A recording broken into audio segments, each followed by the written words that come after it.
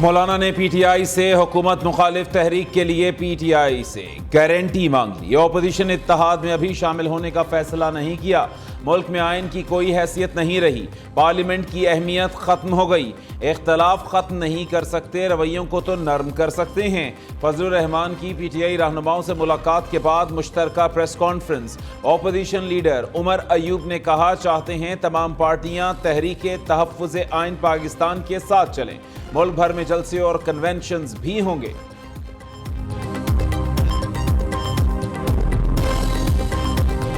میرے ساتھ جو ہوا وہ ایک بہت ہی چھوٹا سا انسیڈنٹ ہے۔ میرے باقی جو ہمارے پارٹی کے جو لوگ ہیں وہ میرے ساتھ بیٹھے ہیں۔ میرے آنکھوں میں آنسو آ جائے گی جب میں بیان کروں گا کہ ان کے ساتھ کیا کیا ہوا ہے۔ کیا کوئی پوچھے گا اس کو؟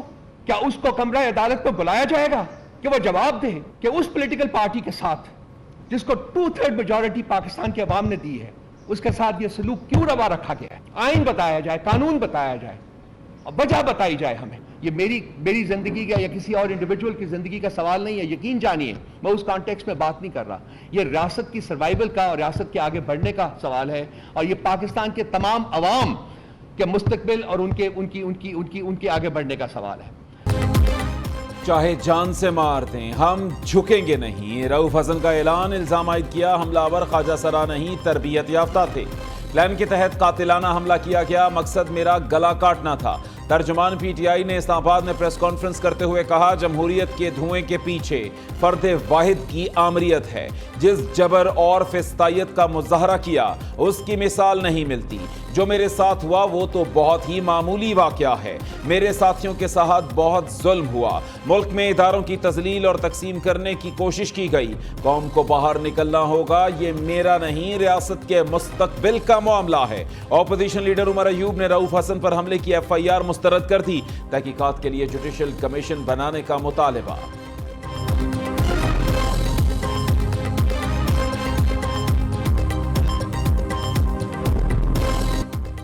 پی ٹی آئی کے منوان بیان کے مطابق مقدمہ درج کیا گیا۔ رؤف حسن پر حملے کی تحقیقات کے لیے کمیٹی بنا دی۔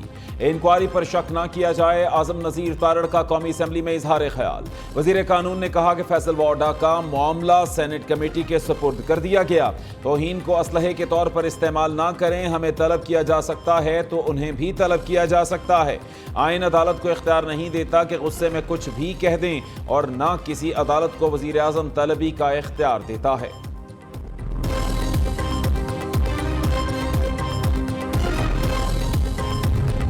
ملک میں توہین کا کھیل کھیلا جا رہا ہے۔ انفرادی اور مشترکہ طور پر کسی کو عزت اچھالنے کا حق نہیں۔ توہین عدالت کے قواعد و ضوابط طے ہونے چاہیے۔ ایم کیو ایم پاکستان کے سینیٹر فیصل سبزواری کا مطالبہ۔ نون لیگی رہنما طلال چودھری نے کہا کہ مہذب دنیا میں توہین عدالت کا قانون ختم ہو چکا۔ ثاقب نثار نے پیغام بھجوایا، اسمبلی جانا چاہتے ہو تو نواز شریف کا ساتھ چھوڑ دو۔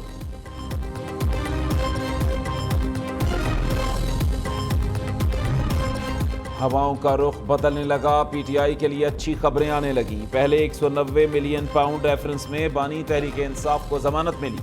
گزشتہ روز سابق وزیر اعلیٰ پنجاب چودھری پرویز الہی 1 سال بعد رہا ہوئے۔ آج کئی ماہ سے روپوش پی ٹی آئی رہنما حماد اظہر منظر عام پر آ گئے۔ پارٹی سیکریٹریٹ اسلام آباد پہنچے، کہا کل بانی پے چیئرمین کا پیغام ملا کہ اب آپ کے باہر آنے کا وقت ہو گیا۔ مراد سعید سمیت اب تمام روپوش رہنما باہر آئیں گے۔ پولیس نے حماد اظہر کی گرفتاری کے لیے چھاپا مارا، لیکن وہ چکمہ دے کر پشاور نکل گئے۔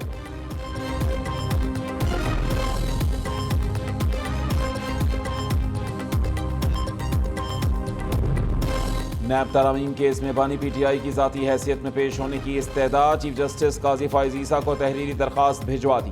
سپریم کورٹ میں نیب ترامیم کیس کی سماعت 30 مئی کو مقرر ہے۔ اڈیالہ جیل میں 190 ملین پاؤنڈ کیس کی سماعت ہوئی۔ احتساب عدالت میں مجموعی طور پر 30 گواہان کے بیانات ریکارڈ، 21 پر جرح مکمل ہو چکی۔ سماعت 31 مئی تک ملتوی کر دی گئی۔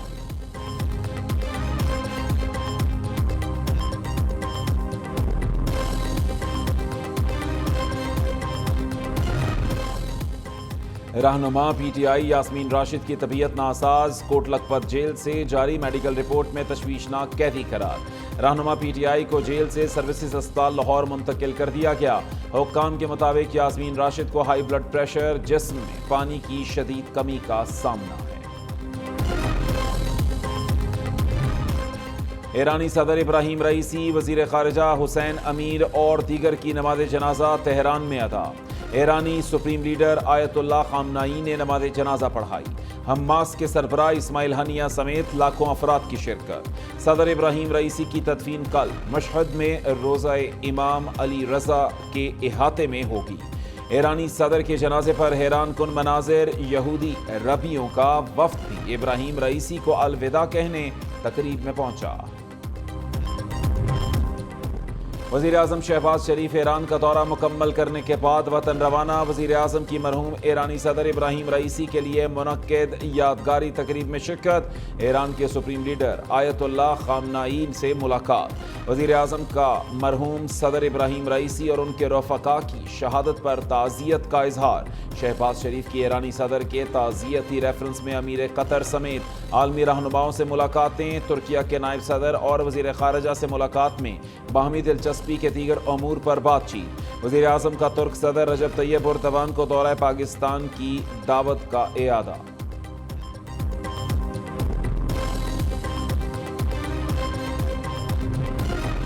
وزیر اعظم آج متحدہ عرب امارات روانہ ہوں گے۔ صدر یو اے ای اور ابوظہبی کے حکمران شیخ محمد بن زائد سے ملاقات شیڈول۔